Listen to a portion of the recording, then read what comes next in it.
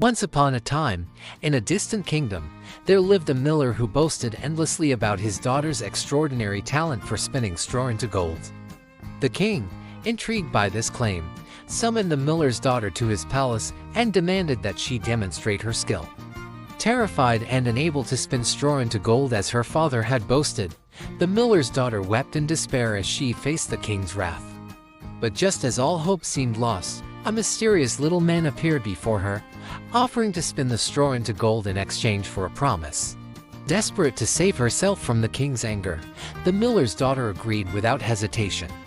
With a wave of his hand, the little man set to work, spinning the straw into shimmering gold thread until the room was filled with golden light. When the king returned to inspect the gold, he was astonished by the miller's daughter's apparent skill. In his greed, he demanded that she spin even more straw into gold, promising her great riches and rewards in return. Once again, the miller's daughter found herself at the mercy of the little man's magic. Night after night, he returned to her chamber, spinning straw into gold in exchange for promises she could not keep. But when the king's demands grew too great and the miller's daughter had nothing left to offer, the little man demanded the most precious promise of all, the miller's daughter's firstborn child. Terrified and heartbroken, the miller's daughter had no choice but to agree, for she knew that the little man's magic was too powerful to defy.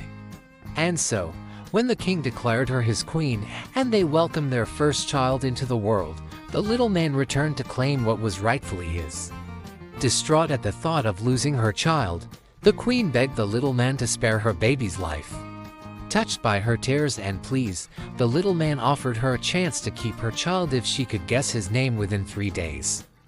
Determined to save her child, the queen searched high and low for the little man's name, sending her servants far and wide to gather information. And on the 3rd day, just as all hope seemed lost, a servant returned with news of a strange little man who danced through the forest, singing a song of his own name, Rumpelstiltskin. With a heart full of hope, the queen confronted Rumpelstiltskin and whispered his name into the wind.